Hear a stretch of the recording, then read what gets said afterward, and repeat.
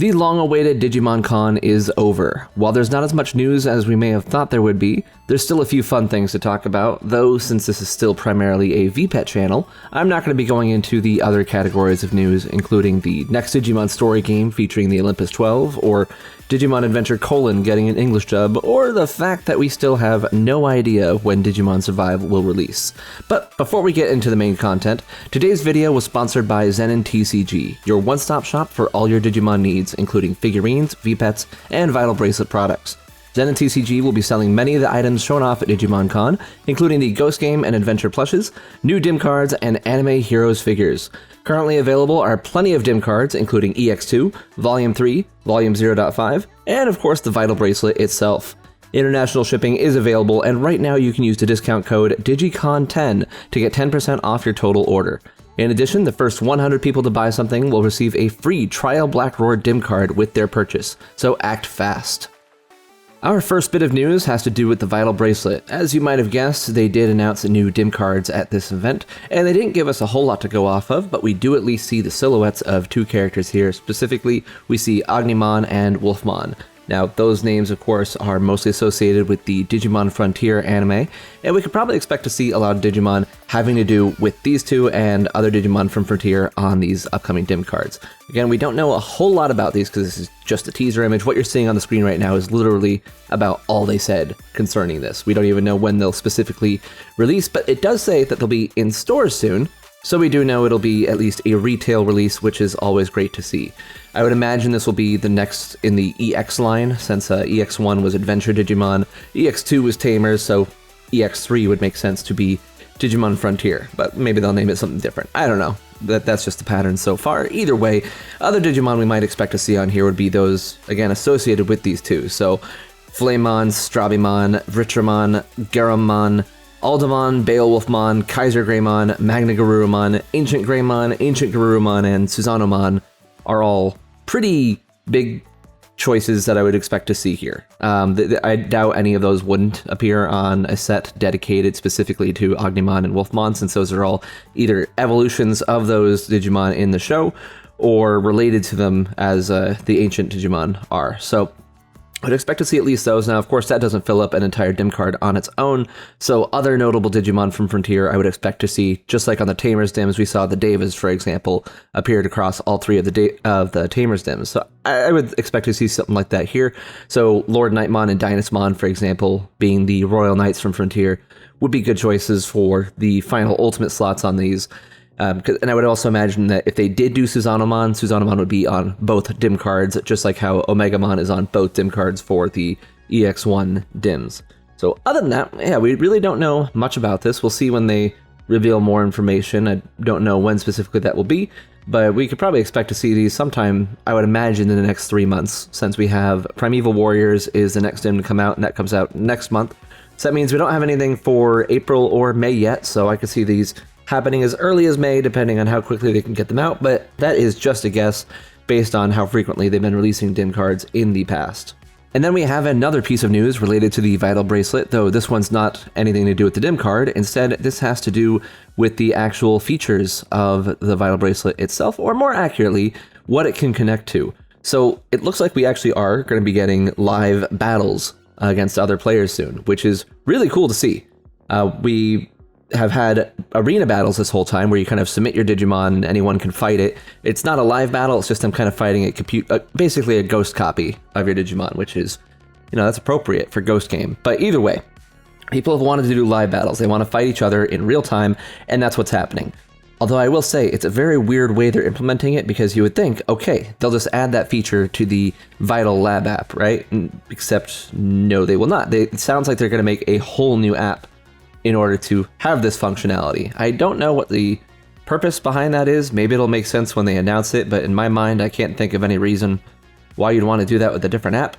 I also don't know what that means as far as how it works with the Digimon you have. Like, it could be that maybe you're scanning your Digimon directly into the app every time you want to fight with it, instead of having it stored on there like you do in the lab app, or maybe it'll connect to the lab app in some way to know what Digimon you have so that you can fight with them.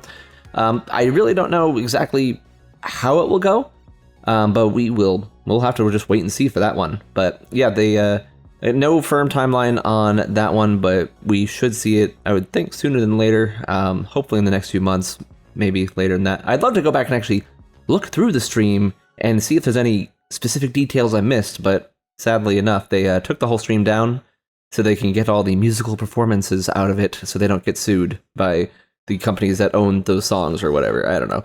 Either way, the full stream should be up in a week, basically. They said March 3rd it'll be coming out. Actually, that's the end of this week. So maybe we'll be able to find out more then. But for right now, that's about all we know for sure.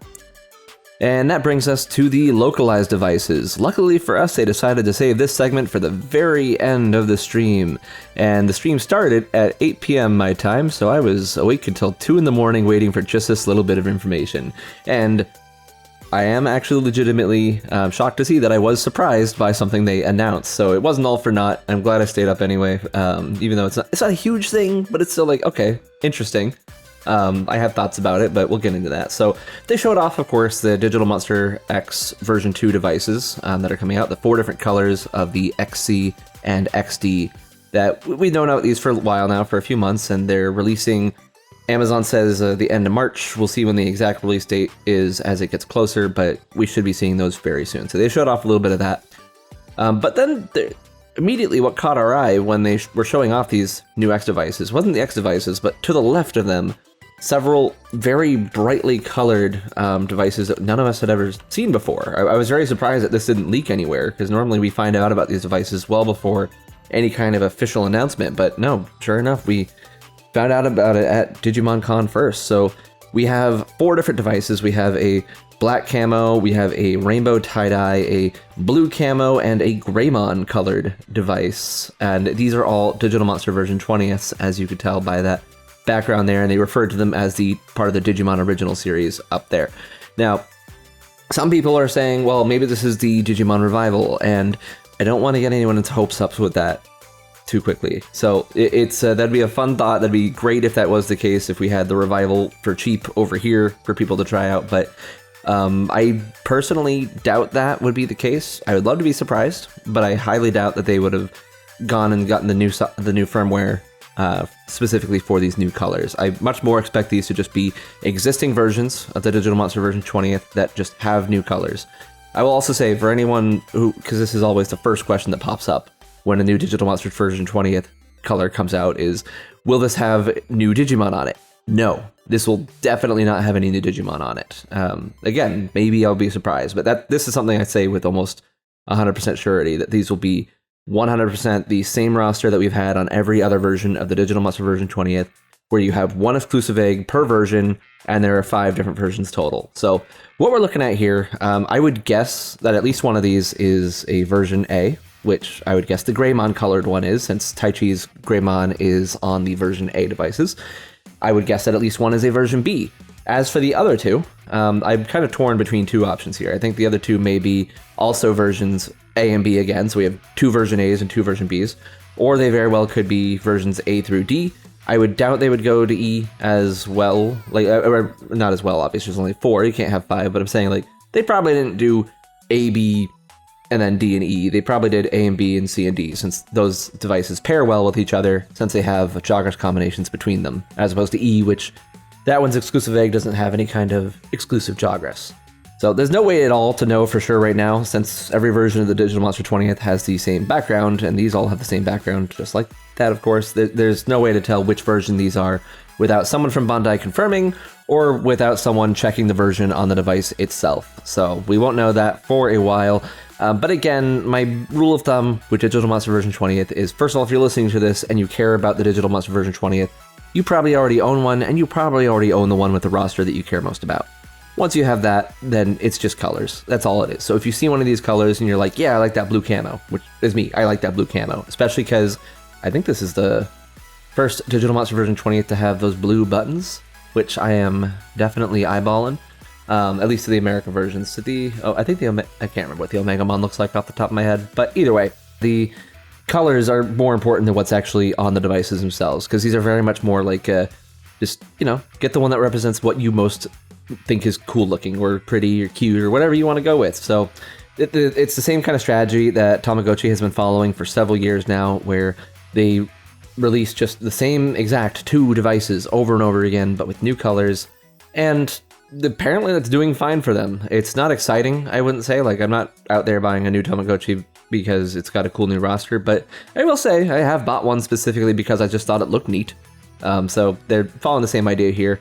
My only concern for it is that this, the fact that they're making these makes me wonder, okay, so are they making this in addition to the other stuff that they're revealing, like the Digital Monster X, or are they making it instead of? Not to say that they won't go through and do the X version 3. I'd be very surprised if they didn't do the X version 3 at this point.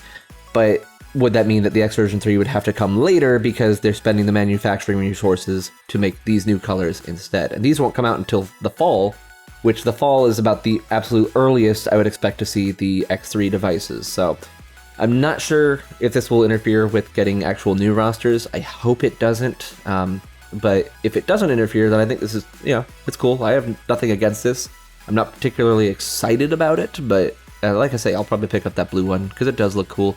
But at the end of the day, it is just still another Digital Monster version 20th, which most Digimon VPET fans at least own 1, if not 7 of those. So yeah, so that's that.